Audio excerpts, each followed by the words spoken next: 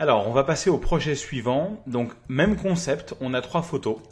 Ça, c'est une photo en normal. Donc, si on regarde là sur les metadata, je suis à f18, toujours f18. C'est-à-dire que la plupart du temps, quand je prends du paysage, je suis à 7 ou 8. Sauf le soir, où il y a de l'eau qui est présent, où là, je vais à f18, f19, f20.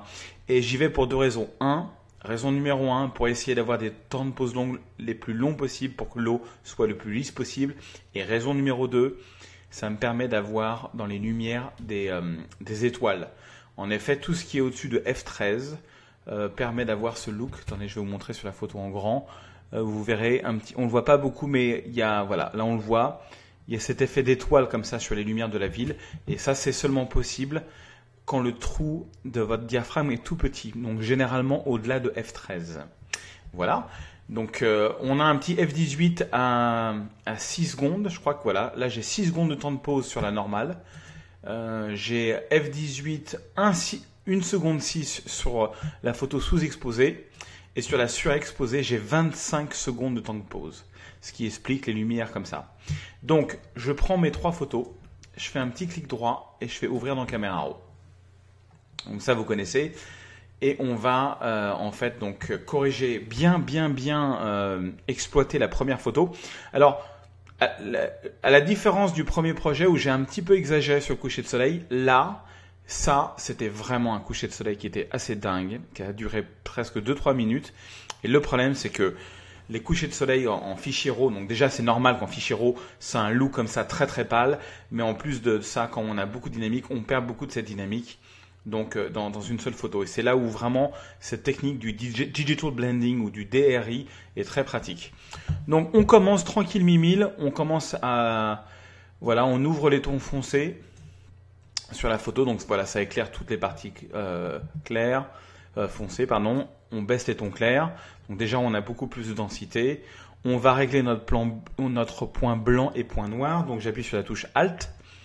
Et voilà, je vais à droite. Donc là, quand il y a des lumières de la ville, généralement, j'y vais franco. Je m'arrête pas au premier plan, mais voilà. Par contre, dès que j'arrive sur le coucher de soleil, ce qu'on voit là, les gros traces bleues, c'est le coucher de soleil. Je reviens un petit peu en arrière, voilà. Voilà, je veux juste les points de la ville comme ça. Donc ça, c'est notre point blanc. Et notre point noir, notre point noir, on y va comme d'habitude un petit peu plus fort dans les noirs, voilà. Quelque chose comme ça. Donc là, déjà, avant, après, on a déjà beaucoup récupéré d'informations, mais on est loin si on veut vraiment faire une bonne impression. Et ça, c'est une des photos avec lesquelles j'ai eu le plus de succès depuis plusieurs mois. J'ai quasiment fait la homepage de 500px, qui est un système de concours journalier. Voilà, j'ai eu beaucoup de commentaires positifs, donc c'est un peu comme ça que je me base si les photos plaisent ou pas. Donc je voulais vous expliquer tous les secrets de la création de cette photo. Voilà, ensuite, qu'est-ce qu'on va faire ? Eh ben, on va s'occuper un petit peu comme d'habitude du ciel. Alors, la balance des blancs, très important. Alors, je règle toujours la balance des blancs une fois que j'ai fait mes 1, 2, 3, 4. 1, 2, 3, 4, c'est 1 ton foncé, 2 ton clair, 3 blancs, 4 noirs. Voilà. 1, 2, 3, 4, balance des blancs. Balance des blancs, balance des blancs. On a un coucher de soleil. Vous savez que, enfin, je vous le dis au cas où vous ne le savez pas, lumière naturelle, on a quelque chose de très bleu. D'accord, très bleu, un petit peu magenta. Nuageux, on se réchauffe un petit peu. Voilà, c'est un petit peu plus rouge. Et ombre, mesdames et messieurs, ombre. Et voilà, un petit peu plus chaud. C'est le plus chaud de tous. Et moi, généralement, je prends toujours quand il y a un coucher de soleil ombre. Et je rajoute un petit poil de magenta et un petit peu poil de jaune. Voilà. Mais ça, c'est mon petit secret. Il faut le dire à personne. Voilà, donc là, j'ai bien réchauffé la photo. Je vais donc maintenant m'occuper du ciel. Je vais faire un petit filtre gradué sur le ciel, comme ça. Voilà. Donc, même chose, j'appuie sur le moins ici, ce qui va tout mettre à zéro sauf l'exposition, et on va se faire un petit filtre gradué, alors très léger, hein, l'idée c'est voilà, c'est quand même assez léger, mais c'est comme ça, voilà, on est content, donc j'ai juste un petit peu baissé l'exposition, et voilà, je reprends la main qui est là. Alors malheureusement, et ça c'est le problème, dès qu'on est au-delà de F13, F15, F16, on a des taches, donc pour ça je vais prendre l'outil anti-tache qui est ici, celui-là, là. Donc la retouche des tons directs, je vais augmenter un petit peu le rayon. Et alors ça c'est un gros avantage par contre sur voilà, là je ne sais pas pourquoi, mais le cercle, là, ça c'est un bug que vous aurez des fois. Vous voyez, j'ai pas le cercle de preview, je l'ai pas. Et voilà, là ça c'est en fait c'est pas une tâche de capteur, c'est un oiseau. Donc là j'agrandis le cercle. Pour agrandir le cercle, il suffit de cliquer dessus et de l'agrandir. Voilà. Par contre votre prochain cercle va être plus grand, donc là je baisse juste voilà la taille de mes petites spots. Et je fais ça parce que comme je vais synchroniser les retouches de cette photo sur mes autres photos, bah voilà, comme ça va prendre ça en compte, ça va me nettoyer ça sur l'ensemble de mes photos, ce qui est pas plus mal.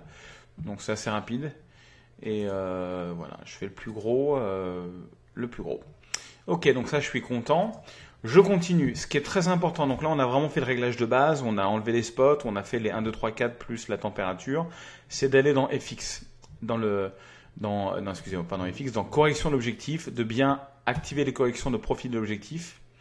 Donc là c'est du 24-70 2.8, c'est un objectif très qualitatif, donc j'aurai pas beaucoup de changements. Par contre, supprimer les aberrations chromatiques, on va regarder s'il y en a. Pour ça, on zoome à 100%.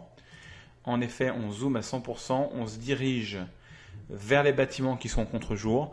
Et vous voyez, mesdames et messieurs, autour de la conciergerie de Paris, un petit liseré rouge ici. Oula, regardez comment il y a un liseré rouge ici et un liseré vert ici. Pourquoi? Parce que il faut savoir qu'on a moins cet effet-là quand on est à F7 ou F8. Mais alors, si on est au-delà de F13 et qu'en plus on est en contre-jour, ça fait deux raisons. Le contre-jour plus le diaphragme fermé de faire des aberrations chromatiques. Mais la magie de Lightroom, c'est que quand on clique sur supprimer l'aberration chromatique, regardez le liseré rouge là, hop, il a disparu.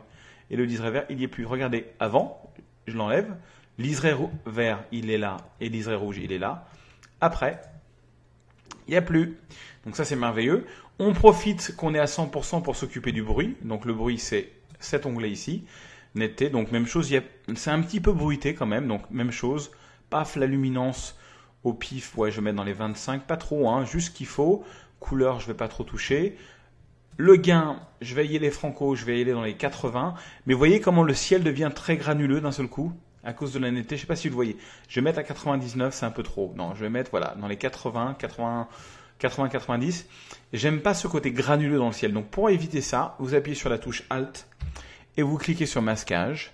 Donc je vous rappelle le masquage, quand tout est blanc, la netteté se fait sur l'ensemble de la photo et dès qu'on va vers la droite, tout ce qui est noir devient un masque et donc la netteté ne se fait pas dessus.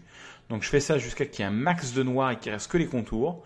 Voilà, et je lâche. Et là, ma netteté se fait que sur les bâtiments et j'ai mon ciel qui n'est plus granuleux parce que je n'aime pas les ciels granuleux. Voilà, et je retourne donc tac, taille écran. Voilà, taille écran. Donc ça, c'est pas trop mal. On va quand même aller dans FX et on va faire un petit vignettage après recadrage. Hein, ça, indispensable hein, sur les paysages. Donc déjà, c'est pas trop mal. La photo, on a fait juste une retouche de fichier RAW, c'est pas mal. Mais qu'est-ce qui me dérange? J'aimerais bien qu'il y ait moins de bruit dans les bâtiments. J'aimerais surtout que l'eau soit un petit peu plus de soie. J'aimerais que mes rayons là soient un petit peu plus nets. Et puis j'aimerais que mon coucher de soleil soit un peu plus présent. Il est trop clair encore, il manque des détails. Comment peut-on corriger tout ça? Et vous allez le voir. Vous voyez là, maintenant qu'on a bien retouché la photo, on voit bien les effets des étoiles comme ça sur les lampes. Et ça, c'est vraiment du fait d'être au-delà de F13. Ok, alors on peut aller dans l'étalonnage de l'appareil photo. Voir, alors je rappelle parce que souvent je reçois des mails de gens qui me disent mais oui mais quand moi je vais sur mes fichiers je ne vois pas tous les différents profils que toi tu as. Il faut savoir que les profils de l'appareil photo sont reliés à la marque de votre appareil photo. Ça, ce que vous voyez, c'est les profils Canon, parce que j'ai un Canon 5D Mark II. Mais si vous êtes chez Nikon, ça aura un nom différent. Et si vous n'êtes pas sur un fichier RAW style fichier JPEG, il n'y a rien qui va apparaître du tout. Donc ça ne marche que sur les fichiers RAW et les noms changent selon la marque. On va juste essayer un petit landscape pour voir ce que ça donne. Non, vous voyez le landscape, ça fait beaucoup trop rouge. Adieu landscape et vive Adobe Standard. On va rester sur l'Adobe Standard. Ok, je vais peut-être retourner sur l'onglet général et réchauffer un tout petit poil, voilà, cette petite photo, histoire de vraiment donner justice à ce coucher de soleil, parce que croyez-moi, il était vraiment dingue. J'étais pas du tout parti pour faire cette photo, mais alors quand j'ai vu cette scène avec le soleil juste derrière la conciergerie, ni une ni deux, j'ai sorti mon appareil photo. Il y a des fois, ça dure. Puis alors, les couchers de soleil, c'est très pénible parce que des fois, ça dure vraiment 2 minutes, quoi. Le ciel tip-top, 2 minutes. Donc si vous n'êtes pas là avec votre trépied, vous le ratez quoi. Ok, je suis content, je fais tout sélectionner, je clique sur synchroniser, synchroniser, et je fais retouche des tons directs et je fais réglages locaux. Voilà, de façon à bien tout synchroniser. Je clique sur OK. Et là maintenant, j'ai mon fichier qui est sous-exposé, qui est trop sous-exposé. Mais on a déjà synchronisé la base. Donc dans la prochaine vidéo, on va s'attaquer à corriger ces deux fichiers.